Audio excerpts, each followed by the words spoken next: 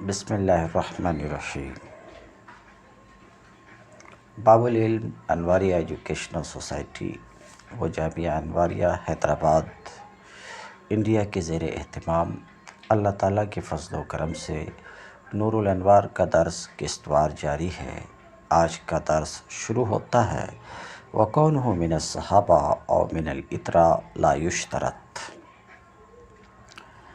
مصنف علیہ رحمہ فرماتے ہیں کہ اور اہل اجماع کا صحابہ سے ہونا یا اطرت نبی سے ہونا اجماع کے انعقاد میں ان دو باتوں میں سے کسی بھی بات کی شرط نہیں ہے۔ یہ کہنے کی ضرورت اس وجہ سے پڑی کہ بعض حضرات ایک روایت میں امام احمد بن حنبل، دو روایتوں میں سے ایک روایت میں امام احمد بن حنبل، اسی طریقے سے داؤد ظاہری اس بات کے قائل ہیں کہ لا اجماع الا للصحابہ، صحابہ کا اجماع صرف معتبر ہے، دوسرے کا اجماع معتبر نہیں ہے۔ صحابہ کا اجماع حجت شرعیہ ہے، دوسرے کا اجماع حجت شرعیہ نہیں ہے۔ صحابہ کا اجماع معتبر ہے، دوسرے کا اجماع معتبر نہیں ہے، چونکہ ایک روایت میں امام احمد بن حنبل اور داؤد ظاہری اور اس کے گروہ کے لوگ اس بات کے قائل ہیں، تو اس کی وجہ سے مصنف نے کہا کونہ من الصحابہ لا یشترط، اہل اجماع کا صحابہ سے ہونا یہ اجماع میں انعقاد اجماع میں شرط نہیں ہے۔ یعنی بعض حضرات اس بات کے قائل ہوئے ہیں، بعض حضرات کا قول ہے کہ لا اجماع الا للصحابہ، اجماع صرف صحابہ کا ہے۔ کیوں اس بات کے قائل ہوئے ہیں؟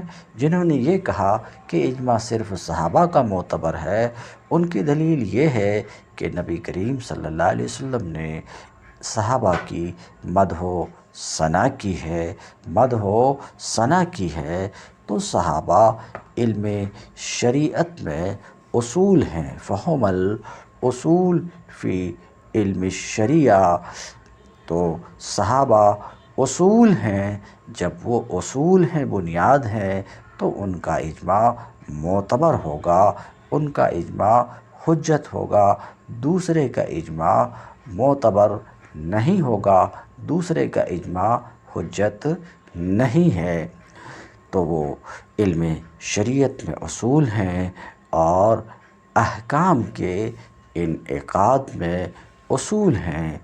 وقال بعضهم، اور بعضوں نے کہا، یہ بعض کون ہیں؟ روافض میں سے زیدیہ اور امامیہ، انہوں نے کہا کہ لا اجماع الا لعطرتہ،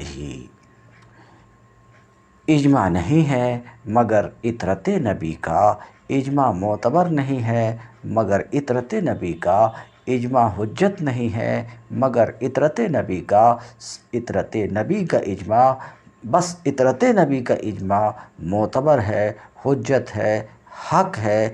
زیدیہ امامیہ اس بات کے قائل ہیں اور دوسرے کا اجماع حجت نہیں ہے۔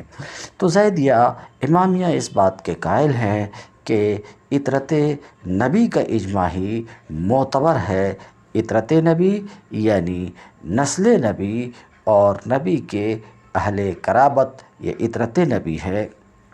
تو زیدیہ امامیہ جو اس بات کے قائل ہیں کہ اجماع جو معتبر ہے، اجماع جو حجت ہے، وہ صرف آل نبی کا، عطرت نبی کا، انہوں نے ایسا جو کہا ہے یہ نبی کریم صلی اللہ علیہ وسلم کے اس فرمان کی وجہ سے کہ نبی کریم صلی اللہ علیہ وسلم نے فرمایا انی ترکت فیکم ما ان تمسکتم بہ لن تضلوا کتاب اللہ و عطرتی، کہ نبی کریم صلی اللہ علیہ وسلم نے فرمایا میں تمہارے اندر ایسی چیز چھوڑا ہوں جس چیز کو تم پکڑے رہو گے تو ہرگز گمراہ نہ ہوگے۔ وہ چیز کیا ہے؟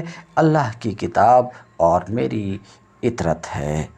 اس وجہ سے زیدیہ اور امامیہ کہتے ہیں کہ صرف اطرت نبی کا اجماع حجت ہے۔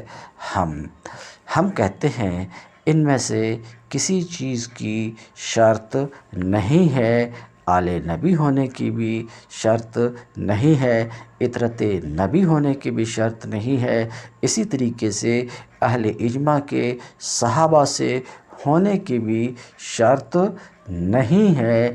کیوں شرط نہیں ہے؟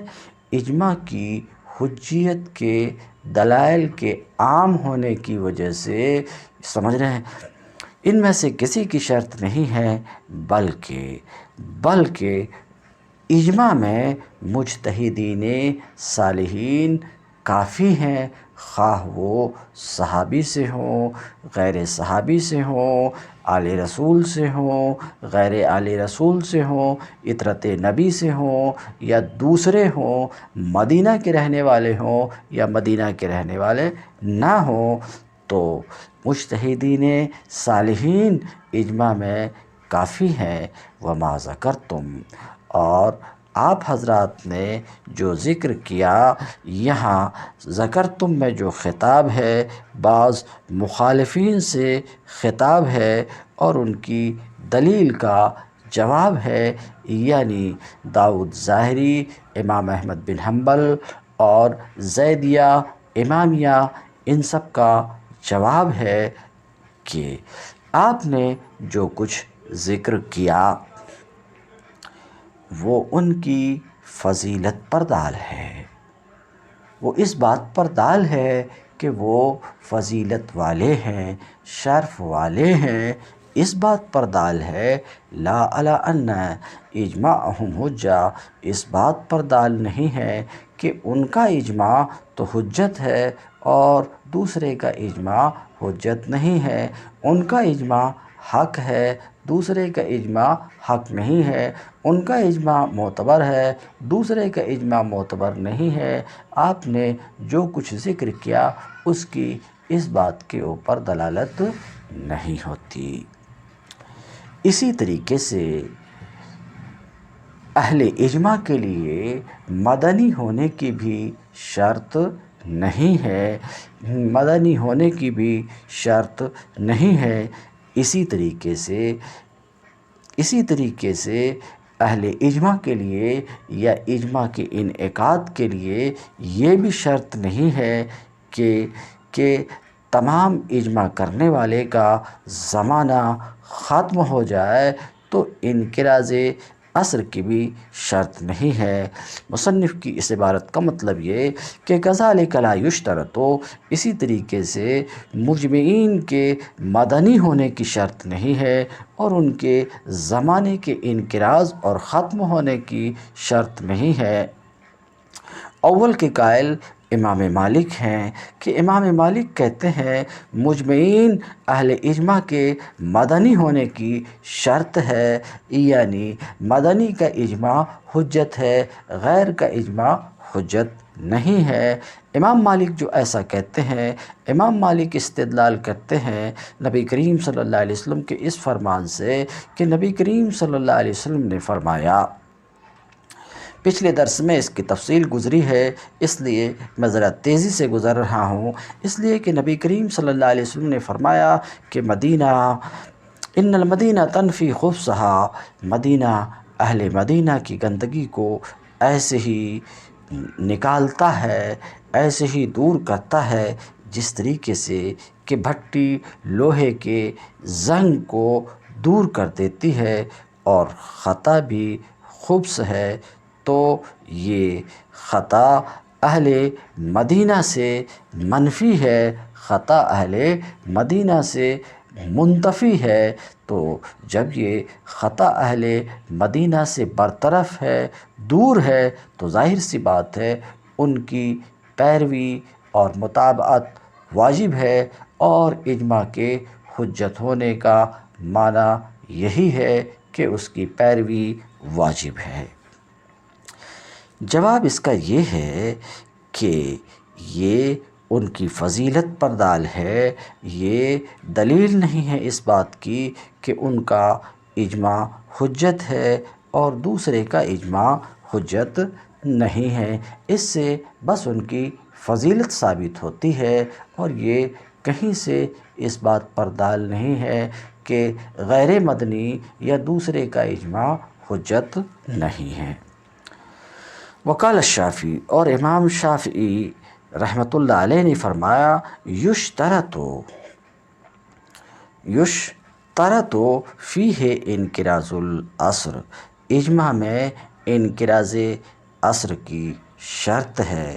انقراض عصر یعنی تمام مجتہدین کے موت کی شرط ہے۔ مراد مجتہدین سے وہ مجتہدین جو واقعہ کے وقوع کے وقت تھے اور واقعہ کے حکم پر اجماع کیے، ان سب کے موت کی شرط ہے۔ فلا یکون اجماعہم حجہ، لہٰذا ان اجماع کرنے والوں کا اجماع اس وقت تک حجت نہیں ہوگا جب تک کہ وہ سب مر نہ جائیں، اس لیے کہ اس سے پہلے رجوع کا احتمال ہے۔ کل یا بعض کے رجوع کا احتمال ہے، اور احتمال کے ہوتے ہوئے استقرار تو ثابت نہیں ہو سکتا، تو اجماع کا ثبوت نہیں ہوگا۔ مگر اس میں کمی یہ ہے کہ دیکھیے، گفتگو اس اجماع میں ہے جو وہ اجماع جبکہ اس اجماع میں ہے جس کے تأمل کی مدت ختم ہو چکی۔ جب تأمل کی مدت ختم ہو گئی تو احتمال ختم ہو گیا اور استقرار ثابت ہو گیا۔ قلنا، ہم جواب میں، ان سب کے جواب میں ہمارا یہ کہنا ہے کہ دیکھیے، آپ مانتے ہیں کہ اجماع حجت ہے، اور اجماع کی حجیت کے جو دلائل ہیں، اجماع کی حجیت کے جو دلائل ہیں، اجماع کی حجیت کے جو دلائل ہیں، اور اجماع کی حجیت پر دلالت کرنے والے جو نصوص ہیں، ان نصوص میں ایسی کوئی تفصیل نہیں ہے، بلکہ وہ نصوص تو دال ہے اس بات پر کہ اجماع مطلقاً حجت ہے، انقراض عصر سے پہلے بھی اور بعد بھی۔ تو ان دلائل پر زیادتی ان کے اطلاق کو منسوخ کرتے ہوئے بذریعہ قیاس کے یہ درست نہیں ہے۔ تو بعض کے رجوع کا توہم یا کل کے رجوع کا توہم، اس کا اعتبار نہیں ہوگا، یہاں تک کہ اگر کسی نے رجوع کر لیا اجماع کے تحقق کے بعد، تو یہ رجوع ہمارے یہاں معتبر نہیں ہوگا۔ وقیل یشترط للاجماع اللاحق عدم الاختلاف السابق، ایک قول یہ ہے کہ اجماع لاحق کے لیے شرط یہ ہے کہ اختلاف سابق نہ رہا ہو۔ یہ کس کے نزدیک؟ امام ابو حنیفہ کے نزدیک۔ تو امام ابو حنیفہ کی طرف یہ بات نسبت منسوب کی جاتی ہے کہ امام ابو حنیفہ کے نزدیک اجماع لاحق کے لیے شرط ہے کہ اختلاف سابق نہ ہو، یعنی جب کسی زمانے والے کسی مسئلے میں مختلف رہے ہوں، کسی زمانے والوں کا کسی مسئلے میں اختلاف رہا ہو، اور اسی اختلاف پر اس زمانے والے گزر گئے، پھر ان کے بعد والے چاہیں کہ ان میں سے کسی ایک قول پر اجماع کر لیں، تو کہا گیا ہے کہ امام ابو حنیفہ کے نزدیک وہ اجماع جائز نہیں ہے۔ ایسا کہا گیا ہے۔ مصنف کہتے ہیں وَلَيْسَ كَذَلِكَ فِي الصَّحِيحِ، یہ نسبت امام کی طرف صحیح نہیں ہے، بلکہ صحیح یہ ہے کہ امام کے نزدیک اجماع لاحق منعقد ہو جاتا ہے اور اختلاف سابق درمیان سے ختم ہو جاتا ہے، اس لیے کہ سابقین مخالفین کی دلیل اب قابل اعتداد دلیل نہ رہی اجماع کے منعقد ہو جانے کے بعد اس کے برخلاف، جیسے کہ جب قیاس پر عمل کرنے کے بعد نص نازل ہو جائے تو قیاس دلیل نہ رہی۔ اس کی نظیر ولد کی بیع کا مسئلہ ہے۔ ولد کی بیع کا مسئلہ ہے کہ عمر کے نزدیک ولد کی بیع ناجائز اور علی کے نزدیک رضی اللہ تعالی عنہما اور علی کے نزدیک ولد کی بیع جائز ہے، تو ان کے درمیان اختلاف رہا۔ پھر بعد والے تابعین نے اجماع کر لیا کس کے اوپر؟ بیع کی عدم جواز پر۔ تابعین کا اجماع ہو گیا کہ ولد کی بیع ناجائز ہے۔ فَإِنْ قَضَى الْقَاضِي، تو اس اجماع کے تابعین کے اجماع کرنے کے بعد اس کے کہ اس مسئلے میں پہلے اختلاف تھا، اب اگر قاضی بیع کے جواز کا فیصلہ کرتا ہے کہ ولد کی بیع جائز ہے، تو امام محمد کے نزدیک یہ فیصلہ نافذ نہیں ہوگا، اس لیے کہ قاضی کا یہ فیصلہ اجماع لاحق کے خلاف ہے۔ سمجھ رہے ہیں؟ جو اجماع منعقد ہو چکا ہے اور اختلاف سابق امام محمد کی رائے پر ختم ہو گیا۔ وَيَجُوزُ عِنْدَ ابی حنیفہ، اور امام ابو حنیفہ کے نزدیک قاضی کا یہ قضا جائز ہے۔ فی روایت الکرخی، کرخی کی روایت میں، کرخی جو امام ابو حنیفہ سے روایت کرتے ہیں اس روایت میں جائز ہے۔ کیوں جائز ہے؟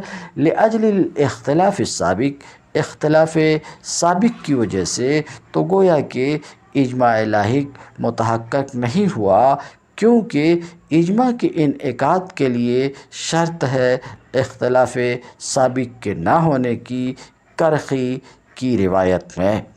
تو قضا ایک ایسے مقدمے میں ہوا جو اجتہادی ہے، تو قاضی کا قضا نافذ ہوگا کرخی کی روایت میں، اور امام ابو یوسف ایک روایت میں ان کے ساتھ ہیں اور ایک روایت میں امام محمد کے ساتھ ہیں۔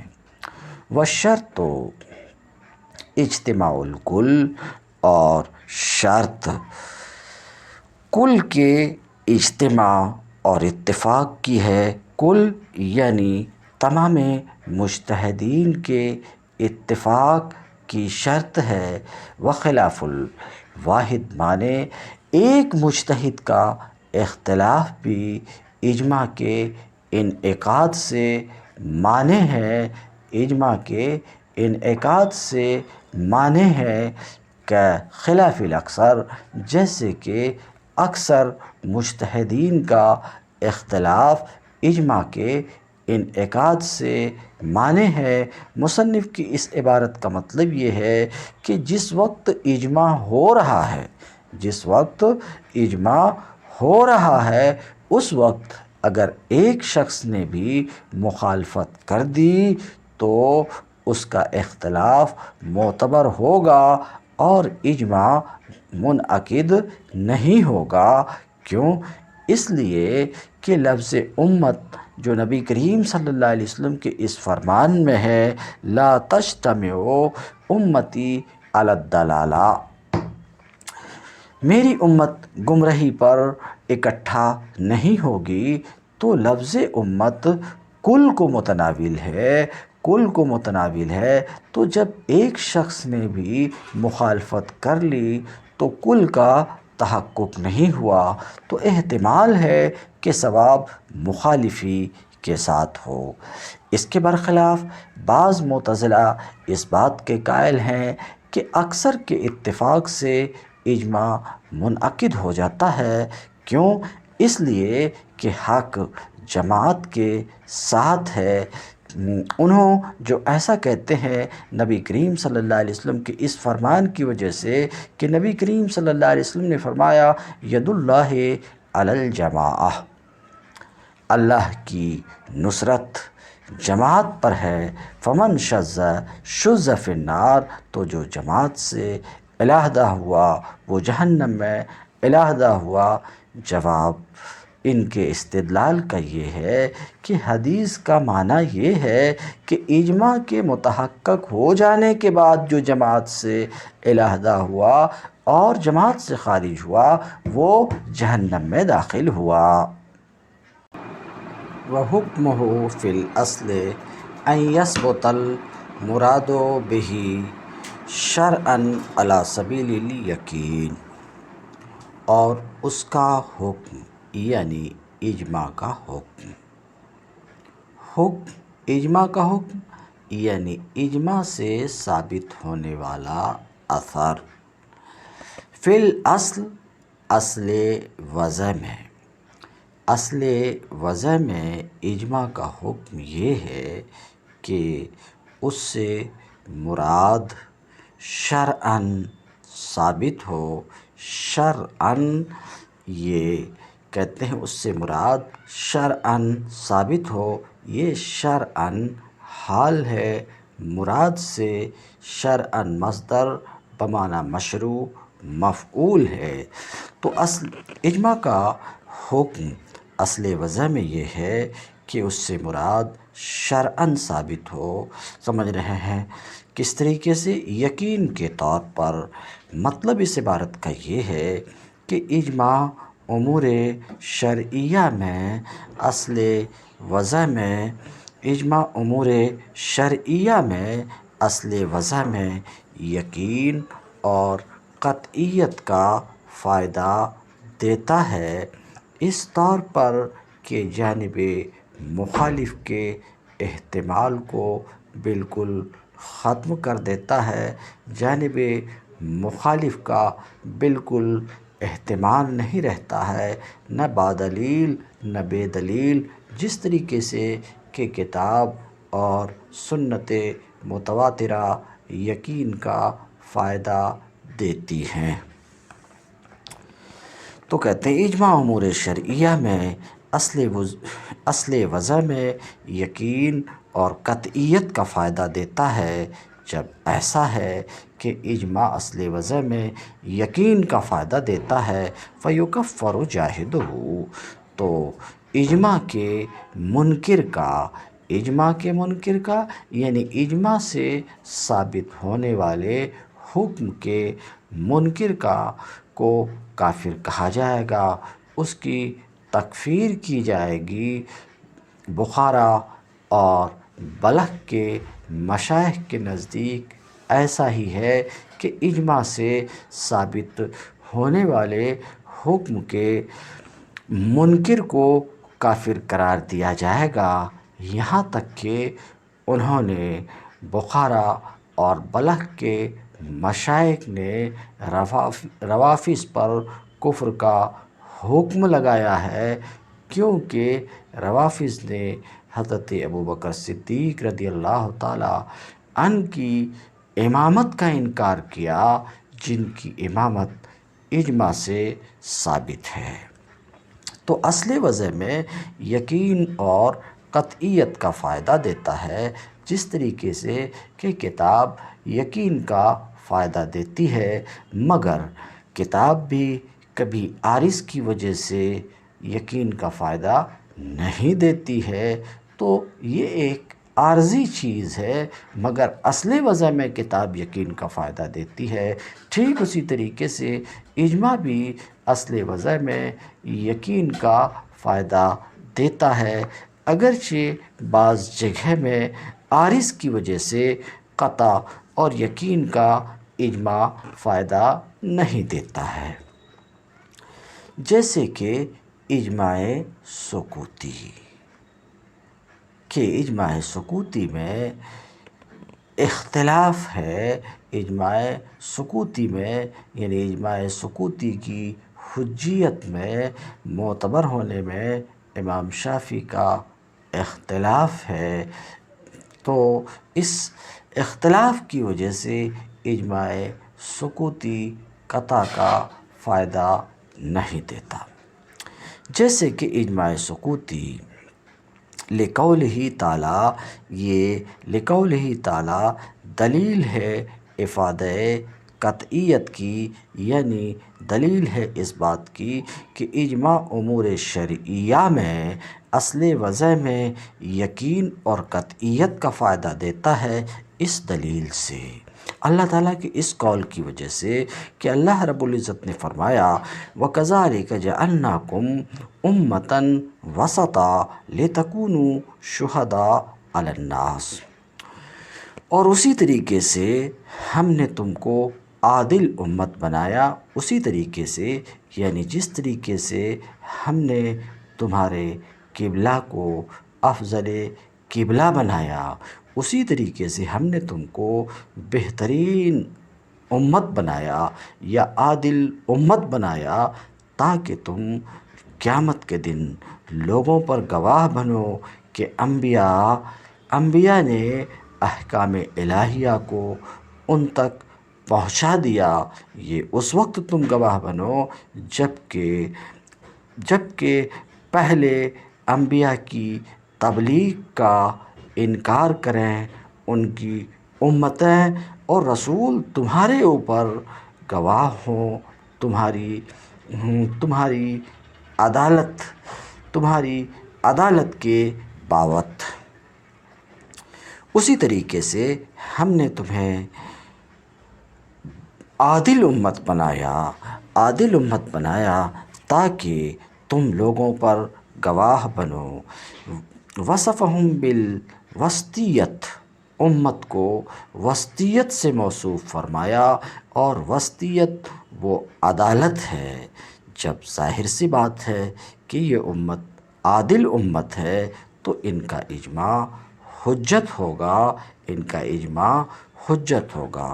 اسی طریقے سے اللہ تعالیٰ کا یہ قول بھی دلیل ہے اس بات کی کہ اجماع یقین اور قطعیت کا فائدہ دیتا ہے۔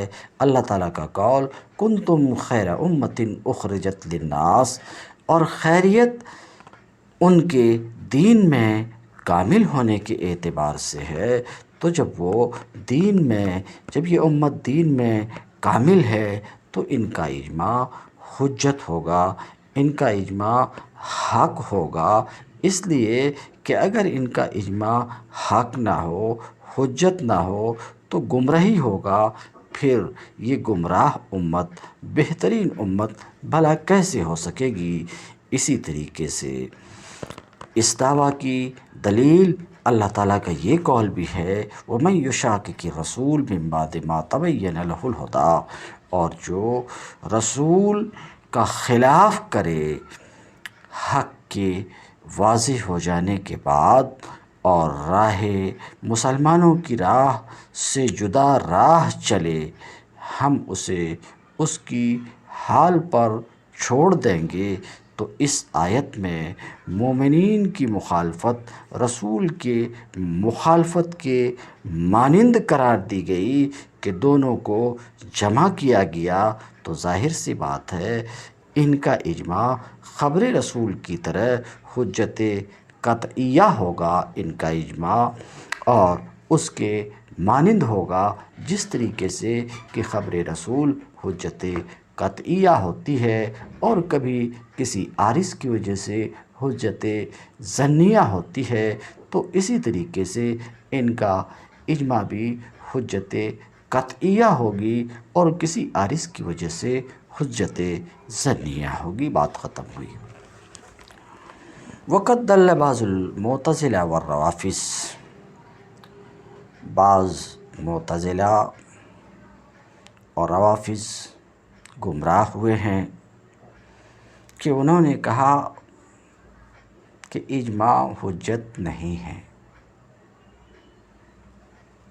اس لیے کہ مجمعین میں سے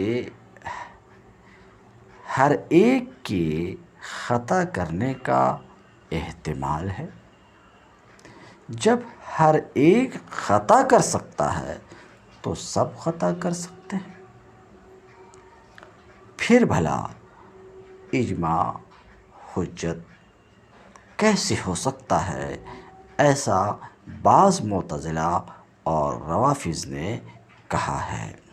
تو کہتے ہیں قد ضل بعض المعتزلہ والروافض، بعض معتزلہ اور روافض گمراہ ہوئے ہیں کہ انہوں نے کہا کہ اجماع حجت نہیں ہے، اس لیے کہ مجمعین میں سے ہر ایک میں احتمال ہے خطا کرنے کی، تو اسی طریقے سے سب میں ہر ایک میں احتمال ہے خطا کرنے کی، اس کے باوجود بھلا اجماع حجت کس طرح سے ہو سکتا ہے؟ اس کے جواب میں شارح کہتے ہیں وَلَا يَدْرُونَ قُوَّةَ الْحَبْلِ الْمُؤَلَّفِ، یہ عجیب نادان ہے کہ بالوں سے بٹی ہوئی، بالوں سے اور اس کے مانند بٹی ہوئی رسی کی قوت کو نہیں جانتے ہیں۔ ثم انہم اختلفوا فی ان الاجماع هل یشترط فی انعقادہ ان یکون لہ داع مقدم علیہ من دلیل ظنی او ینعقد فجأة بلا دلیل باعث علیہ بإلہام و توفیق من اللہ۔ پھر اجماع کی حجیت کے قائلین کے مابین اختلاف ہے اس بات میں کہ اجماع کے انعقاد کے لیے، اجماع کے منعقد ہونے کے لیے آیا یہ شرط ہے کہ کوئی ایسا سبب ہو جو کہ اجماع کے انعقاد سے پہلے انعقاد اجماع کا داعی ہو، اور وہ داعی دلیل ظنی ہو، یا کوئی ایسی شرط نہیں ہے؟ اس بات میں اختلاف ہے، بلکہ بغیر کسی دلیل کے متوجہ کرنے کے الہام کے ذریعہ فوری طور پر اہل اجتہاد کو من جانب اللہ توفیق اجماع عطا ہو جاتی ہے۔ اللہ تعالیٰ ان میں ایک خاص قسم کا علم پیدا کر دیتا ہے۔ اس بات میں اہل علم کا اور اجماع کی حجیت کے قائلین کے مابین اختلاف ہے۔ تو شارح کہتے ہیں پھر اہل علم کے مابین اختلاف ہے اس بات میں فی ان الاجماع کہ آیا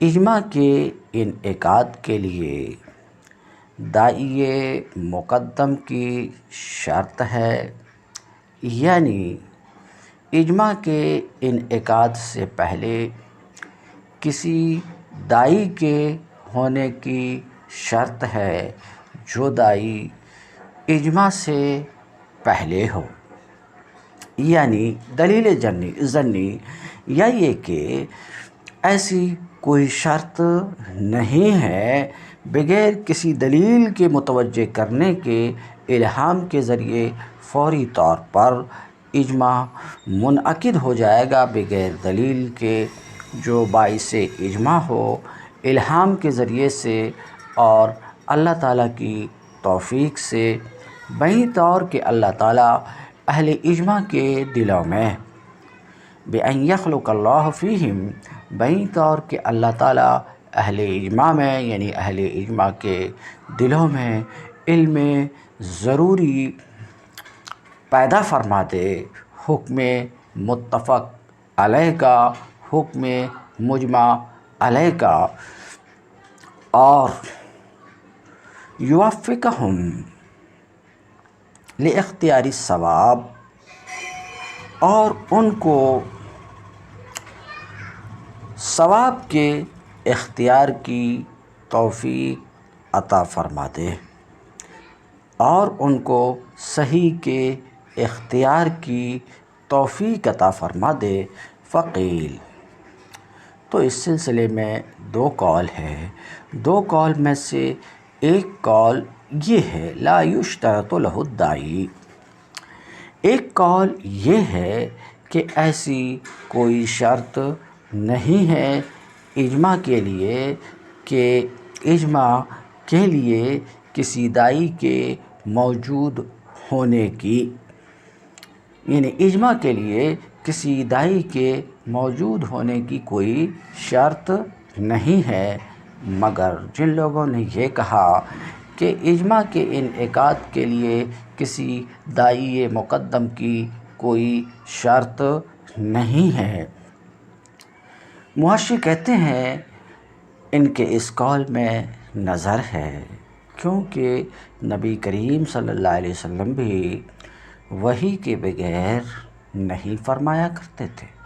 آپ صلی اللہ علیہ وسلم بھی حکم شرعی کے متعلق زبان کھولتے تھے تو وحی کے ذریعے سے ہی زبان کھولتے تھے، وحی خواہ ظاہری ہو یا باطنی ہو، یا یہ کہ نصوص سے استنباط کر کے ہی آپ صلی اللہ علیہ وسلم حکم شرعی اپنی زبان سے ارشاد فرمایا کرتے تھے، اور ظاہر ہے امت کا حال تو نبی سے بلند تر ہو نہیں سکتا، تو امت تو بدرجہ اولا، امت کے لیے بدرجہ اولا ضروری ہے کہ وہ کسی حکم شرعی کے قائل نہ ہوں مگر دلیل سے، اور دلیل کیا ہے باب اجماع میں؟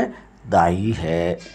بہرحال فقیل، ایک قول یہ ہے کہ ایسی کوئی شرط نہیں ہے اجماع کے لیے، یعنی اجماع کے لیے ایسی کسی داعی کی شرط نہیں ہے۔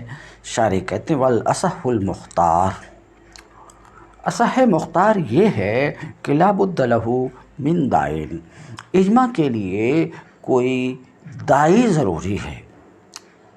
صحیح تر قول یہ ہے اور پسندیدہ تر قول یہ ہے کہ اجماع کے لیے کسی داعی کا ہونا ضروری ہے، کیونکہ فتویٰ بلا حجت شرعیہ کے حرام ہے، تو اہل اجماع کے لیے کوئی سند ضروری ہے جس سے وہ کسی حکم کو نکالیں، جس سے کسی حکم کا استنباط کریں اور اس پر متفق ہوں۔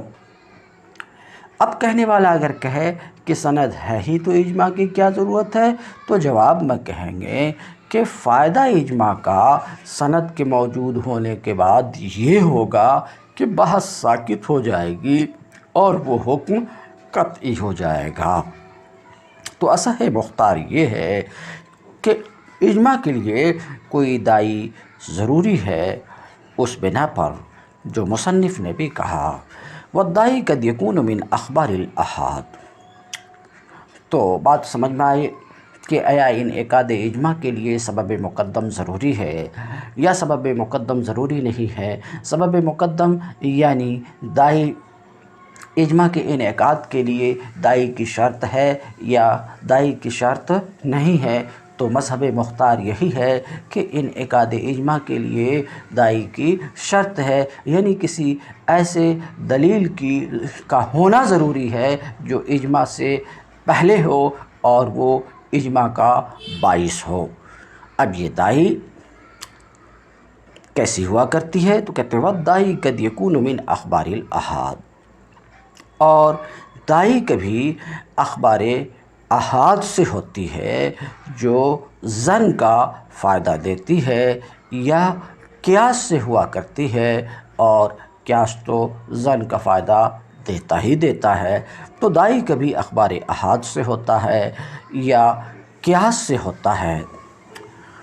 اما اخبار الاحاد، لیکن دائی کا اخبار احاد ہونا، سن چکے کہ اجماع کے انعقاد سے پہلے کسی دائی کا ہونا ضروری ہے، سبب مقدم کا ہونا ضروری ہے، ایسے سبب کا ہونا ضروری ہے، ایسے سبب کا ہونا ضروری ہے جو دائی اجماع ہو اور وہ اجماع سے پہلے ہو۔ اب یہ دائی کیسا ہوتا ہے؟ تو دائی کبھی اخبار احاد سے ہوتا ہے یا قیاس سے ہوتا ہے۔ ہاں، تو دائی کا اخبار احاد ہونا جیسے کہ اہل علم کا اجماع، جیسے کہ اہل علم کا اجماع طعام کی بیع کے ناجائز ہونے پر قبض سے پہلے۔ کیا کہنا چاہ رہے ہیں؟ دیکھیے، اہل علم کا اجماع ہے کہ طعام پر قبضہ کرنے سے پہلے طعام کی بیع ناجائز ہے، اس بات پر اجماع ہے۔ اور اہل علم کا جو اجماع ہے، اس اجماع کے لیے دائی نبی کریم صلی اللہ علیہ وسلم کا قول لا تبیع الطعام قبل القبض ہے، جو اخبار احاد سے ہے، جو کس میں سے ہے؟ اخبار احاد سے ہے۔ تو دیکھیے، یہاں اجماع سے پہلے جو دائی ہے وہ اخبار احاد سے ہے، کیونکہ نبی کریم صلی اللہ علیہ وسلم کا فرمان لا تبیع الطعام قبل القبض ہم تک جو پہنچا ہے اخبار احاد کے ذریعے سے پہنچا ہے، خبر واحد کے طریقے سے پہنچا ہے۔ تو دائی کبھی خبر واحد بھی ہوا کرتی ہے، تو آپ صلی اللہ علیہ وسلم کا کیا فرمان؟ لا تبیع الطعام قبل القبض، قبض سے پہلے طعام کو نہ بیچو۔ تو یہ فرمان اس بات پر دال ہے کہ کھانے پر قبضہ کرنے سے پہلے طعام کی بیع ناجائز ہے۔ یہ خبر واحد، اس خبر واحد کے موجود ہونے کی وجہ سے اہل علم کا اجماع ہوا۔ یہ خبر واحد دائی ہے، یہ خبر واحد سبب باعث ہے۔ کس بات کا سبب باعث ہے؟ ایک اجماع کا۔ کس بات پر اجماع کا؟ کہ قبضہ سے پہلے طعام کی بیع ناجائز ہے۔ وَأَمَّا الْقِيَاسُ، اور دائی کا قیاس ہونا، دائی کبھی قیاس بھی ہوا کرتی ہے، سبب دائی الی الاجماع کبھی قیاس بھی ہوا کرتا ہے، سبب دائی الی الاجماع کبھی قیاس بھی ہوا کرتا ہے، جیسے کہ اجماعہم علی حرمت الربا فی الارض، جیسے کہ اہل علم کا اجماع کس بات پر؟ اس بات پر کہ چاول کی بیع چاول سے زیادتی کے ساتھ حرام ہے۔ اس کو شارٹ میں کریں کہ ارز میں چاول میں ربا حرام ہے، یعنی چاول کی بیع چاول سے زیادتی کے ساتھ حرام ہے، اس بات پر اہل علم کا اجماع ہے۔ اس اجماع کا دائی کیا ہے؟ قیاس ہے۔ کون سا قیاس؟ چاول کا قیاس اشیاء ستہ پر، جو اشیاء ستہ منصوصہ ہیں۔ چاول کا قیاس کس کے اوپر؟ اشیاء ستہ پر، اور اشیاء ستہ میں ربا حرام ہے، تو یہاں چاول میں ربا کی حرمت پر اجماع کا سبب یہ قیاس ہے، بات ہو چکی۔ اب ذرا سی اس بات سے ہٹ کر کے کہ قیاس ہے، دائی یہاں پر قیاس ہے، سمجھ رہے ہیں؟ کہتے ہیں وَالدَّاعِی الیہ القیاس، اور دائی اس کی طرف اس کی طرف دائی، کس کی طرف دائی کہ چاول میں ربا حرام ہے، اس کی طرف، اس اجماع کی طرف دائی اشیاء ستہ پر قیاس ہے۔ آپ کہیں گے اشیاء ستہ پر قیاس کیا ہے؟ اصل میں اللہ کے رسول صلی اللہ علیہ وسلم کا فرمان ہے، الحنطۃ بالحنطۃ والشعیر بالشعیر والتمر بالتمر والملح بالملح والذهب بالذهب والفضة بالفضة مثلا بمثل یدا بید۔ یہی اشیاء ستہ ہے، سمجھ رہے ہیں؟ تو اشیاء ستہ کی بیع بجنسہا، زیادتی کے ساتھ حرام ہے، ان میں ربا حرام ہے۔ اس نص کی وجہ سے تو ان اشیاء ستہ پر عرض کا قیاس، سمجھ رہے ہیں؟ عرض کا قیاس تو چاول میں ربا حرام ہے، اس بات کے اوپر اجماع ہے، اور اس اجماع کی طرف دائی یہ قیاس ہے، تو کہتے ہیں عمل قیاس۔ لیکن قیاس جیسے کہ اہل علم کا اجماع چاول میں ربا کی حرمت پر الداعی الیہ، اس اجماع کی طرف دائی اشیاء ستہ پر قیاس ہے۔ تو یہ بات شارح ثابت کرنا چاہ رہے تھے کہ دائی کبھی اخبار احاد سے ہوتی ہے، کبھی قیاس سے ہوتی ہے، اور دونوں بات ثابت کر چکے ہیں۔ آگے کہتے ہیں مصنف کے قول والدائی قد یکون، اور دائی کبھی اخبار احاد سے ہوتی ہے، اور دائی کبھی قیاس سے ہوتی ہے، کبھی اس سے ہوتی ہے۔ مصنف کے اس قول کیا ہے؟ مصنف کا قول کہ دائی کبھی اخبار احاد سے ہوگی یا قیاس سے ہوگی۔ تو قد یکون، مصنف کے قول قد یکون میں اشارہ ہے کہ دائی کبھی کتاب بھی ہوا کرتی ہے، دائی کبھی کتاب اللہ بھی ہوا کرتی ہے، جیسے اہل علم کا اجماع جدات کی حرمت پر، اہل علم کا اجماع کہ جدات سے نکاح حرام ہے، ایسے ہی اہل علم کا اجماع کہ نواسی سے نکاح حرام ہے۔ دائی اس کی طرف اللہ تعالیٰ کا قول حرمت علیکم امہاتکم و بناتکم، حرام کی گئی تم پر تمہاری مائیں، امہات مائیں، اور تمہاری بنات بیٹیاں۔ تو یہاں دائی کون ہے؟ کتاب ہے۔ وقیل لا یجوز ذالک، اور ایک قول یہ ہے کہ اجماع جائز نہیں ہے، کتاب کی موجودگی میں اجماع جائز نہیں ہے، اور یہ اس بات کے قائل صاحب توضیح ہیں۔ لا یجوز ذالک، وہ جائز نہیں ہے، اس لیے کہ کتاب اور سنت مشہورہ کی موجودگی کے وقت، ان کے موجود ہونے کے وقت اجماع کی ضرورت ہی نہیں ہے، بلکہ اجماع تو عرفاً لغو ہو جائے گا، کیونکہ اجماع اس وقت تاکید کے سوا اور کسی چیز کا فائدہ نہیں دے گا، جیسے کہ نصوص متعاضدہ میں، سمجھ رہے ہیں۔ حالانکہ اجماع سے مقصود اصلی تاکید نہیں ہے۔ صاحب تلویح سعد الدین تفتازانی کہتے ہیں کہ اس نزاع کا کوئی مطلب ہی نہیں ہے، بہی طور کہ سند کے قطعی ہونے کے جواز میں نزاع کا کوئی مطلب نہیں ہے، اس لیے کہ اگر مراد یہ ہے کہ کسی زمانے کے مجتہدین کا کسی ایسے حکم پر اتفاق ہو ہی نہیں سکتا جو دلیل قطعی سے ثابت ہے، اگر یہ مطلب ہے تو یہ ظاہر البطلان ہے، جس کی تفصیل پچھلے درس میں بیان کر چکا ہوں۔ اور اگر مطلب یہ ہے کہ حکم کا ثبوت نہیں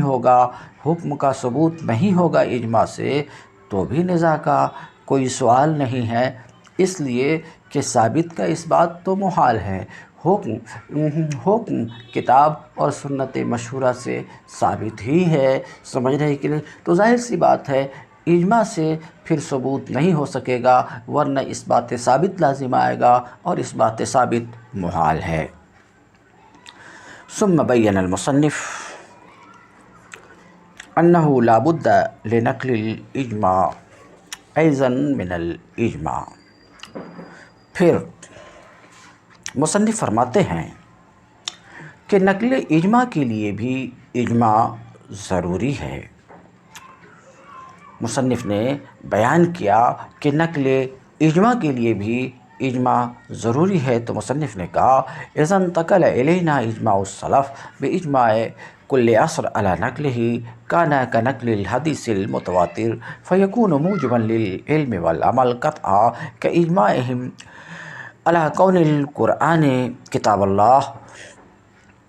تو مصنف کہتے ہیں کہ ایک زمانہ کے اہل اجماع سے دوسرے قرن کے اہل اجماع کی جانب اجماع کا انتقال ضروری ہے۔ چنانچہ جب حضرات صحابہ کا اجماع ہماری جانب منتقل ہو گیا اور یہ انتقال ہر قرن کے اجماع کے ذریعے ہوا ہو، یعنی ہر زمانہ کے اہل اجماع نے اس پر اجماع کیا ہو، تو اس کا حکم حدیث متواتر کے مانند ہے کہ یہ موجب علم اور قطعی طور پر علم اور عمل کا موجب ہوگا، جیسے ان کا اجماع قرآن کے کتاب اللہ ہونے پر اس بات پر کہ قرآن اللہ کی کتاب ہے، جیسے ان کا اجماع نماز کی فرضیت پر وغیرہ، اور جیسے ان کا اجماع رمضان کے روزے کی فرضیت پر۔ وَإِذَا انتقل إِلَيْنَا بِالْأَفْرَادِ كَانَ كَنَقْلِ السُّنَّةِ بِالْآحَادِ فَإِنَّهُ يُوجِبُ الْعَمَلَ دُونَ الْعِلْمِ مثل خبر الآحاد كقول عبیدۃ السلمانی اجتمع الصحابۃ علی محافظۃ الاربع قبل الظہر۔ اور جب ہم تک صحابہ کا اجماع پہنچا ہو آحاد کے طریق سے، تو یہ خبر واحد کے حکم میں ہے، یہ عمل کو ثابت کرتا ہے، یقین قطعی کو نہیں، جیسا کہ خبر آحاد کا حکم ہے۔ مثلاً عبیدہ سلمانی کا قول کہ حضرات صحابہ کرام کا اس پر اجماع ہو گیا تھا کہ نماز ظہر سے قبل کی 4 رکعت سنتوں پر محافظت کرنی ہے، اور بہن کی عدت کے زمانہ میں اس کی دوسری بہن سے نکاح کرنا اور خلوت صحیحہ سے مہر کا موقت ہو جانا۔ اب اس کا ناقل ایک فرد ہے، یعنی عبیدہ کہتے ہیں۔ ولم یتعرض لتمثیلہ، اور مصنف نے نقل اجماع کی تمثیل حدیث مشہور سے پیش نہیں کی، اس لا فرق بینہ و بین المتواتر، اس لیے کہ حدیث مشہور اور متواتر کے درمیان صرف یہی فرق ہے کہ مشہور وہ ہے، خبر مشہور وہ ہے جو صحابہ کے زمانے میں مشہور نہ ہوئی، وہذا لم یستقم ہا ہونا، اور یہ بات اجماع میں درست نہیں ہوتی ہے، پھٹ نہیں بیٹھتی ہے، اس لیے کہ اجماع تو رسول اللہ صلی اللہ علیہ وسلم کے زمانہ میں ہوا ہی نہیں، انما یکون فی زمن الصحابہ، صحابہ کا اجماع تو صحابہ کے زمانے ہی میں ہوتا ہے، ہوگا، فبعدہ، تو اس کے بعد یعنی زمانے صحابہ کے بعد وہ یا تو احاد ہوگا یا متواتر ہوگا۔ ثم ہوا علی مراتب، پھر وہ یعنی اجماع چند مراتب پر ہے۔ مصنف اپنی اس عبارت سے مراتب اجماع کو بیان فرما رہے ہیں، تو شارح کہتے ہیں الاجماع، اس تفسیر سے سب سے پہلا افادہ یہ کہ ہوا کی ضمیر کا مرجع اجماع ہے، یعنی اجماع فی نفس ہی قطع نظر نقل سے کہ اس اعتبار سے گفتگو ہو چکی، نقل سے قطع نظر کر کے، صرف نظر کر کے اجماع کے چند درجے ہیں قوت و ضعف میں اور یقین و ظن میں۔ فالاقویٰ، تو قوی تر اجماع الصحابۃ، فالاقویٰ اجماع الصحابہ، تو قوی تر اجماع صحابہ کا اجماع منصوص ہے، مثل ان یقول، وہیں طور کہ صحابہ سب اپنی زبان مبارک سے کہیں اجمعنا علی کذا، ہم اس بات پر اجماع کیے، اس بات پر اتفاق کیے، فإنہ مثل الآیہ والخبر المتواتر، تو صحابہ کا اجماع منصوص جس میں تمام صحابہ نے اپنی زبان سے بھی تصریح کر دی کہ ہم سب اس فلاں حکم پر متفق ہیں، یہ صحابہ کا یہ اجماع آیت اور خبر متواتر کی طرح ہے افادہ یقین میں، کہ جس طریقے سے آیت یقین کا فائدہ دیتی ہے، خبر متواتر حدیث متواتر یقین کا فائدہ دیتی ہے، ایسے ہی صحابہ کا اجماع منصوص یہ بھی یقین کا فائدہ دیتا ہے۔ حتیٰ یکفر جاحدہ، یہاں تک کہ اس کے منکر کی تکفیر کی جائے گی، یعنی اس کے صحابہ کے اجماع منصوص سے ثابت ہونے والے حکم کے منکر کو کافر کہا جائے گا۔ ومنہ الاجماع علی خلافت ابی بکر، صحابہ کے اجماع منصوص میں سے اجماع ہے حضرت ابو بکر صدیق رضی اللہ تعالی عنہ کی خلافت پر، تو تمام صحابہ حضرت ابو بکر صدیق رضی اللہ تعالی عنہ کی خلافت پر متفق ہوئے، کہ زبان سے بھی انہوں نے کہا کہ ہم ابو بکر کی خلافت پر متفق ہیں، تو جو اس بات کا منکر ہے اس کی تکفیر کی جائے گی۔ ثم الذی نص البعض وسکت الباقون، تو پہلا نمبر تو صحابہ کے اجماع منصوص کا ہے، پھر دوسرا درجہ صحابہ کا وہ اجماع ہے جس کی تصریح بعض صحابہ نے کی اور باقی صحابہ خاموش رہے، اس کو اجماع سکوتی کہا جاتا ہے، جس کی قدر تفصیل پچھلے سبق میں گزر چکی۔ جیسے صحابہ کا اجماع مانعین زکوٰۃ سے قتال پر، کیونکہ اکثر صحابہ اس بات کے قائل ہوئے کہ مانعین زکوٰۃ سے قتال کیا جائے، قتال جنگ کی جائے۔ اکثر صحابہ اس بات کے قائل ہوئے اور بعض صحابہ خاموش تھے اور وہ مسلم تھے۔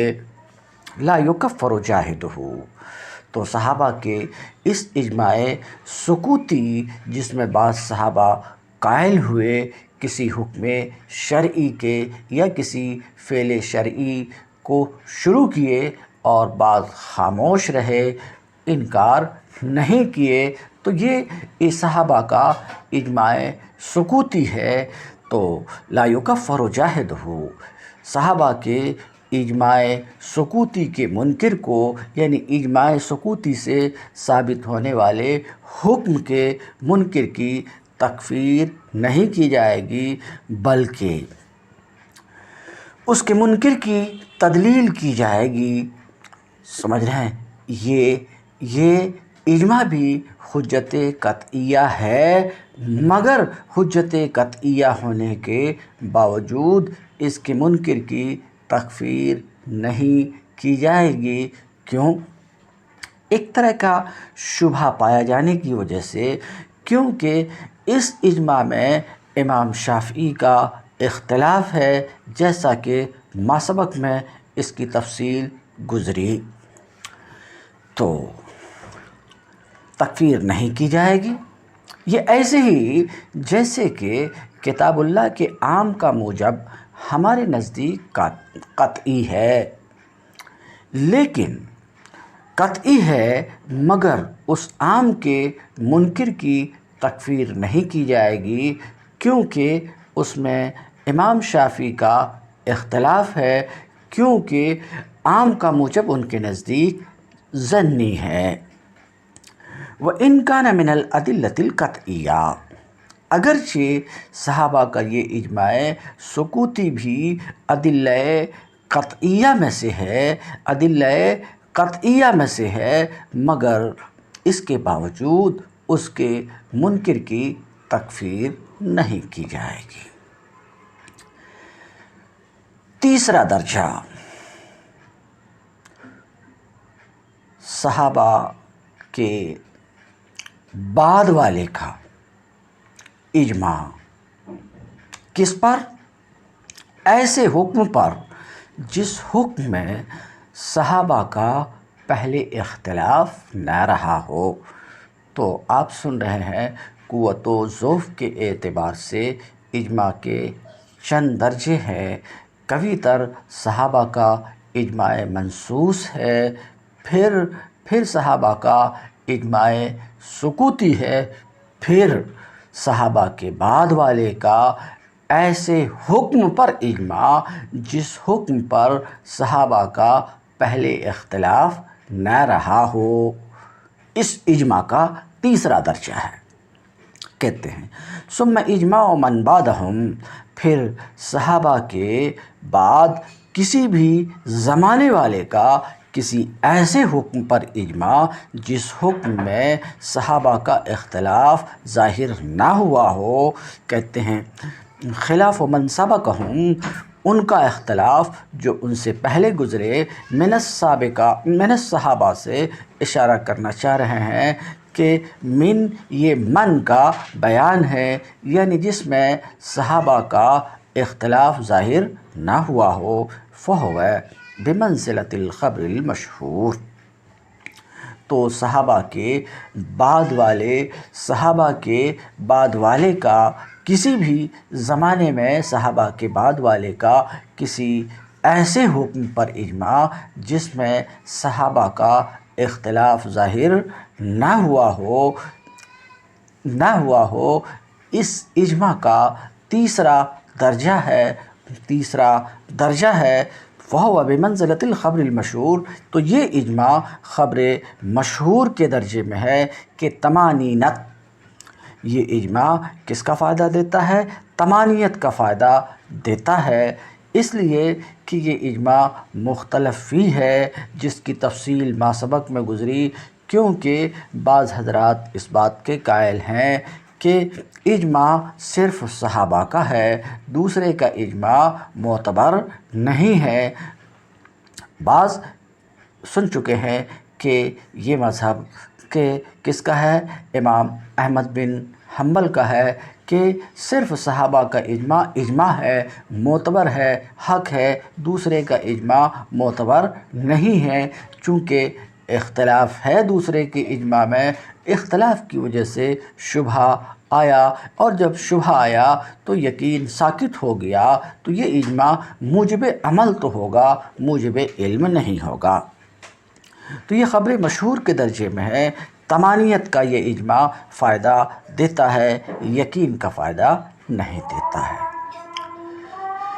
ان تینوں کے بعد چوتھا درجہ، صحابہ کے بعد کسی بھی زمانے والے کا کسی ایسے حکم پر اجماع جس حکم میں صحابہ کا اختلاف ظاہر ہو چکا ہو، جیسے اس کی مثال بھی ما سبق میں گزر چکی ہے کہ صحابہ کے بعد اجماع ہوا ولد کی بیع کے ناجائز ہونے پر، تو یہ اجماع صحابہ کے بعد والے کا اجماع ہے ایک ایسے حکم پر جس حکم میں پہلے صحابہ کا اختلاف ظاہر ہو چکا ہے، یہ اجماع چوتھے نمبر پر ہے، یہ اجماع قوت کے اعتبار سے چوتھے نمبر پر ہے۔ ثم اجماعہم، پھر صحابہ کے بعد کسی بھی زمانے والے کا اجماع ایسے قول پر جس میں قول مخالف گزر چکا ہو، یعنی اگلے لوگ پہلے دو قول پر مختلف رہے ہوں، اگلوں کا پہلے دو قول پر اختلاف رہا ہو، ثم اجمع من بعدہم، پھر بعد والے کسی ایک قول پر اجماع کر لیے، تو اس اجماع کا درجہ پچھلے تینوں اجماع سے کم ہے، یہ خبر واحد کے درجے میں ہے کہ عمل کا یہ اجماع موجب ہوتا ہے، علم کا موجب نہیں ہوتا، اور یہ اجماع قیاس پر مقدم ہوگا، جس طریقے سے کہ خبر واحد۔ وَالْأُمَّةُ إِذَا اخْتَلَفُوا فِي مَسْأَلَةٍ فِي أَيِّ عَصْرٍ كَانَ عَلَىٰ أَقْوَالٍ، اور امت کا جب کسی بھی مسئلہ میں، کسی بھی زمانہ میں متعدد اقوال پر اختلاف ہو گیا ہو، کان علی اقوال، مختلف اقوال پر اختلاف ہو گیا ہو، دو یا دو سے زائد اقوال پر اختلاف ہو گیا ہو، کان اجماعا منہم، تو یہ ان کا اجماع ہے، علی ان ما عداہا باطل، اجماع ہے کہ ان کے سوا کوئی قول کرنا باطل ہے۔ جن اقوال پر اختلاف ہے تو یہ اختلاف ہی ان کا اجماع ہے کہ ان اقوال کے سوا دو قول پر اختلاف ہے، تو دو قول کے سوا تیسرا قول کرنا، تین قول پر اختلاف ہے تو تین قول کے سوا چوتھا قول کرنا، سمجھ رہے ہیں، باطل ہے۔ ولا یجوز لمن بعدہ احداث قول آخر، ان کے بعد والے کے لیے بعد میں جائز نہ ہوگا کہ کوئی دوسرا قول نکالا جائے، جیسے کہ وہ حاملہ عورت جس کا شوہر وفات پا گیا، اس کی عدت کے بارے میں صحابہ کے مابین اختلاف تھا، اس کی عدت کے بارے میں صحابہ کے مابین اختلاف تھا۔ تو ایک قول یہ ہے کہ ایسی عورت، ایسی حاملہ عورت جس کا شوہر وفات پا گیا، اس کی عدت کیا ہے؟ تعتد بعدت الحامل، وہ حاملہ کی عدت گزارے گی۔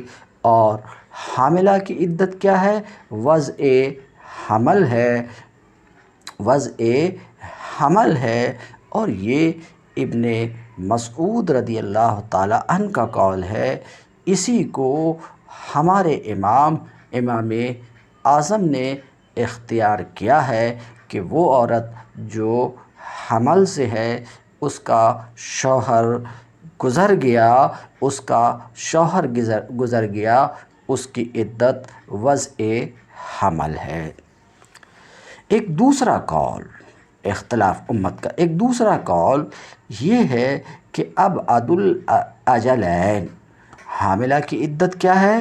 ابعد الاجلین، یعنی عدت وفات اور وضع حمل، ان دونوں میں سے جو ابعد ہو وہی اس کی عدت ہے۔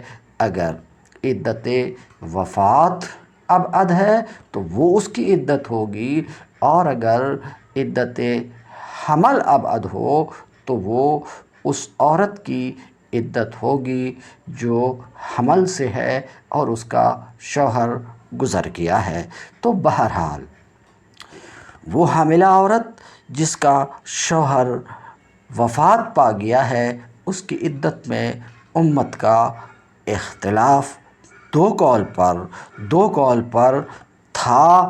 امت کے درمیان دو قول پر اختلاف ہوا، تو اب بعد والے کے لیے جائز نہیں ہے کہ وہ یہ قول کرے کہ ایسی عورت کی عدت وفات ہے اس وقت جب کہ یہ ابعد اجلین نہ ہو، کیونکہ ان کا دو قول پر اختلاف اجماع ہے اس بات کے اوپر، ان کا گویا کہ ان کا اجماع ہوا اس بات پر کہ تیسرا قول باطل ہے۔ تو اب یہ تیسرا کوئی قول کرنا ان کے اجماع کے خلاف ہوا، اس لیے تیسرا قول جائز نہیں ہے۔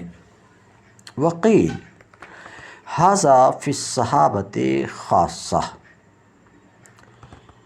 یہ یعنی صحابہ کے درمیان دو یا چند قول پر اختلاف ہوا، صحابہ کے مابین اختلاف رہا دو یا چند قول پر، تو صحابہ کا چند اقوال پر، متعدد اقوال پر اختلاف تو اجماع ہے اس بات پر کہ ان کے سوا قول باطل ہے۔ بعض نے ایسا کہا، مگر صحابہ کے سوا دوسرے کا چند قول پر اختلاف، دوسرے صحابہ کے سوا دوسروں کا چند قول پر اختلاف، یہ اجماع نہیں ہے کہ ان اقوال کے سوا کوئی دوسرا قول، ان اقوال کے سوا کوئی دوسرا قول ناجائز ہے، ایسا نہیں ہے۔ بعض نے ایسا کہا۔ وقیل ھذا فی الصحابۃ خاصہ، یہ یعنی تیسرے قول کا باطل ہونا صرف خاص صحابہ میں ہے۔ کہتے ہیں کیوں؟ اس لیے کہ صحابہ اجتہاد میں متقدم ہیں، اجتہاد میں پہلے ہیں، سمجھ رہے ہیں، اور صحابہ نصوص کے موارد کے جاننے والے ہیں، نبی کریم صلی اللہ علیہ وسلم کی صحبت کی برکت سے فیض یاب ہیں۔ تو ان کا دو قول پر اختلاف تو اجماع ہے، چند قول پر اختلاف اجماع ہے کہ ان کے سوا کوئی قول باطل ہے، مگر صحابہ کے بعد دوسروں کا چند اقوال پر اختلاف اجماع نہیں ہے کہ ان اقوال کے سوا کوئی اور قول، ان اقوال کے سوا کوئی اور قول باطل ہے۔ بعض نے ایسا کہا ہے۔ کہتے ہیں ھذا فی الصحابۃ خاصہ، یعنی تیسرے قول کا باطل ہونا، مطلب یہ ہے کہ صحابہ کے مابین دو قول پر اختلاف رہا ہو، امت کے درمیان دو قول پر اختلاف رہا ہو، تو کہتے ہیں تیسرے قول کا باطل ہونا صرف صحابہ میں ہے، کیونکہ اگر صحابہ کے درمیان دو قول میں اختلاف ہوا تو یہ اجماع ہے تیسرے قول کے بطلان پر، لیکن دون سائر الامہ یہ بات صحابہ کے سوا دوسری صحابہ کے سوا اور امت میں یہ بات جاری نہیں ہوگی کہ صحابہ کے سوا دیگر امت کے مابین دو قول پر اختلاف اجماع نہیں ہے اس بات پر کہ تیسرا قول باطل ہے۔ بعض نے ایسا کہا ہے لیکن شارح کے نزدیک یہ پسندیدہ نہیں ہے۔ شارح کہتے ہیں لیکن حق یہ ہے کہ تیسرے قول کا بطلان مطلق ہے، ہر عصر کے ہر زمانے کے اختلاف میں جاری ہوگا، اس میں صحابہ کی تخصیص نہیں ہے، کیونکہ مجتہدین کے درمیان جب چند اقوال پر اختلاف ہوا تو قدر مشترک پر اتفاق ہو گیا ان اقوال کے درمیان جو قدر مشترک ہے، علاوہ اس کے کہ حق ان اقوال سے باہر نہیں ہوگا، ورنہ اس امت کا جہل لازم آئے گا یا کتمان حق لازم آئے گا تو قول خارج یہ غیر سبیل مومنین ہونے کی وجہ سے باطل ہوگا۔ تو کہتے ہیں لیکن حق یہ ہے کہ تیسرے قول کا باطل ہونا مطلق ہے، ہر عصر کے اختلاف میں جاری رہے گا۔ وَيُسَمَّى هَذَا اجماعًا مرکبا، اس کو اجماع مرکب کہا جاتا ہے، یعنی اس کو اجماع مرکب کہا جاتا ہے، یعنی امت کا دو قول پر اختلاف یا چند قول پر اختلاف، دو کو میں لیتا ہوں، دو قول پر اختلاف اجماع ہے اس بات پر کہ تیسرا قول باطل ہے، اسے اجماع مرکب کہا جاتا ہے۔ لِأَنَّهُ نَشَأَ مِنْ اخْتِلَافِ القَّوْلَيْنِ، اس لیے کہ یہ دو قول کے اختلاف سے وجود میں آیا ہے۔ وَهُوَ اقسام، اور اجماع مرکب کی چند قسمیں ہیں، اجماع مرکب کی چند قسمیں ہیں۔ قسم منہا، ان اقسام میں سے ایک قسم کا نام عدم القائل بالفصل ہے۔ اجماع مرکب کی کئی قسمیں ہیں، ان قسموں میں سے ایک قسم کا نام اجماع مرکب کی ایک قسم کا نام عدم القائل بالفصل ہے۔ وقد بینہا صاحب التوضیح بما لا یتصور المزید علیہ، اس قسم یعنی عدم القائل بالفصل کو صاحب توضیح نے خوب تفصیل کے ساتھ بیان کیا ہے۔ محشی کہتے ہیں کہ صاحب توضیح نے اس قسم یعنی عدم القائل بالفصل کو جو تفصیل کے ساتھ بیان کیا ہے اس کا اجمالی بیان یہ ہے کہ ان القولین ان کانا یشترکان فی امر هو فی الحقیقہ واحد، کہ دو قول جس میں امت کا اختلاف ہوا، دو قول اگر کسی ایک امر میں مشترک ہیں اور وہ حقیقت میں ایک ہیں، درحال کہ وہ امر احکام شرعیہ میں سے ہے، تو اس وقت تیسرا قول مستلزم ہوگا اجماع کے ابطال کو، وَإِلَّا فَلَا، ورنہ تیسرا قول ابطال اجماع کو مستلزم نہ ہوگا۔ اس وقت ہم یہ کہیں گے کہ ان المختلف فی اما حکم، کہ وہ جس میں اختلاف ہے یا تو ایسا حکم ہوگا کہ ایک محل سے متعلق ہوگا یا ایسا حکم ہوگا جو ایک سے زائد محل سے اس کا تعلق ہوگا۔ اما الاول، ایسا حکم ہے کہ ایک محل سے متعلق ہے، جیسے کہ خارج من غیر السبیلین میں، غیر سبیلین سے نکلنے والی چیز میں، کیونکہ خارج من غیر السبیلین میں بالاجماع تطہیر واجب ہے، ہمارا اور امام شافعی کا اجماع ہے کہ خارج من غیر سبیلین میں تطہیر واجب ہے، اور وہ کیا ہے؟ وہ ہمارے نزدیک وضو ہے، اور امام شافعی کے نزدیک نکلنے کی جگہ مخرج کا دھونا ہے۔ تو اب کسی کا یہ قول کرنا کہ کسی طرح کی کوئی تطہیر واجب نہیں ہے، یہ خلاف اجماع ہے۔ اما ثانی، لیکن ثانی یعنی ایسا حکم جو ایک سے زائد محل سے متعلق ہے، تو اما یکون الثابت عند البعض الوجود، یا تو ایسا ہوگا کہ بعض کے نزدیک ایک صورت میں وجود ثابت ہو، ساتھ اس کے کہ دوسری صورت میں عدم ثابت ہو، اور بعض کے نزدیک اس کے برعکس ہو، جیسے غیر سبیلین سے خروج اور عورت کو چھونے کا مسئلہ۔ فالقول بانتقاض کل منہما، تو دونوں میں سے ہر ایک سے وضو کے ٹوٹنے کا قول کرنا، یہ ابو حنیفہ کے قول کے مخالف ہے۔ کس میں؟ مسئلہ مس میں، کہ مسئلہ مس میں مس مرأہ سے ابو حنیفہ کے نزدیک وضو نہیں ٹوٹتا ہے، تو کہتے ہیں، اور امام شافعی کے قول کے مخالف ہے مسئلہ خروج میں، کہ غیر سبیلین سے نکلنے والی چیز سے وضو نہیں ٹوٹتا ہے۔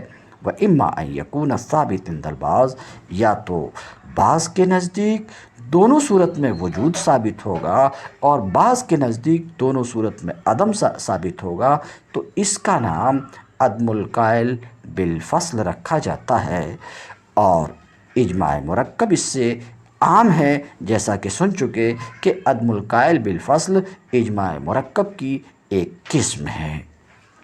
اس کی مثال، جیسے باپ اور دادا کو بالغہ کے نکاح پر ولایت اجبار نہیں ہے ہمارے نزدیک، یعنی نہ باپ کو ولایت اجبار ہے اور نہ ہی دادا کو ولایت اجبار ہے بالغہ کے نکاح پر ہمارے نزدیک، اور امام شافعی کے نزدیک باپ دادا میں سے ہر ایک کو ولایت اجبار ہے بالغہ کے نکاح پر۔ تو اب کسی کا یہ قول کرنا کہ باپ کو تو ولایت ہے، دادا کو ولایت نہیں ہے، یہ اجماع کے خلاف ہے۔ یہ تفصیل صاحب توضیح نے بیان کی ہے۔ تو کہتے ہیں، وہ اقسام اجماع مرکب کی چند قسمیں ہیں، ان میں سے ایک قسم کا نام عدم القائل بالفصل رکھا جاتا ہے۔ اس قسم کو صاحب توضیح نے خوب تفصیل کے ساتھ بیان کیا ہے، جس کا خلاصہ ابھی آپ کے سامنے رکھا گیا ہے۔ اب آگے شارح ایک الگ سی بات کرتے ہیں، وَإِنْدِي أَنَّ هَذَا الْأَصْلَ، اور شارح کہتے ہیں، ملا جیون علیہ رحمہ فرماتے ہیں کہ میرے نزدیک یہی اصل، یعنی مصنف کا قول، وَالْأُمَّةُ إِذَا اخْتَلَفُوا كَانَ عَلَىٰ أَقْوَالٍ كَانَ إِجْمَاعًا مِّنْهُمْ عَلَىٰ أَنَّ مَا عَدَاهَا بَاطِلٌ۔ تو کیا کہتے ہیں، میرے نزدیک یہی اصل، یعنی مصنف کا یہ قول، مذاہب کے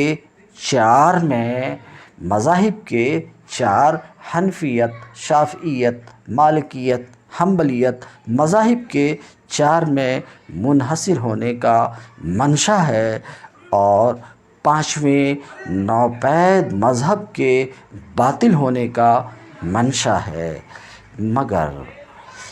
لیکن اس پر اعتراض یہ وارد ہوتا ہے کہ اختلاف سے مراد اختلاف بالمشافہہ ایک زمانے میں اگر ہے، تو ایسی صورت میں تو مذہب شافعی اور احمد بن حنبل کو امام شافعی اور احمد بن حنبل کے مذہب کو باطل ہونا چاہیے، اس لیے کہ امام شافعی، امام احمد بن حنبل رحمہم اللہ، یہ دونوں امام ابو حنیفہ اور امام مالک رحمہم اللہ کے بعد تھے۔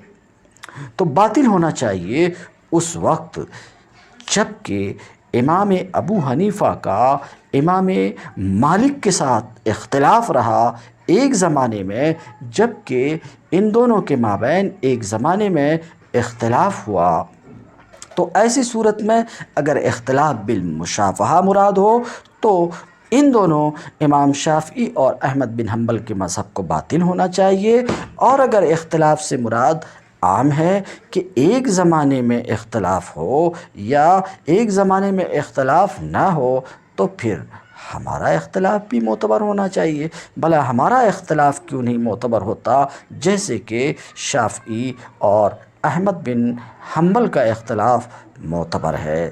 یہ لیکن سے کہتے ہیں اس اصل پر یہ اعتراض وارد ہوتا ہے، والجواب عنہ، اس اعتراض کا جواب شارح کہتے ہیں مشکل ہے۔ وقد بالغت فی تحقیقہ فی التفسیر الاحمدی، تفسیر احمدی میں نے اس کی تحقیق میں مبالغہ کیا ہے، اور اس میں اپنی طاقت کو اور قوت کو جھونک دیا ہے، اور کوئی اس سے پہلے اس کی طرف متوجہ نہیں ہوا۔ فطالع ہو ان شئت، تو مرضی مبارک ہو تو مطالعہ فرمائیں۔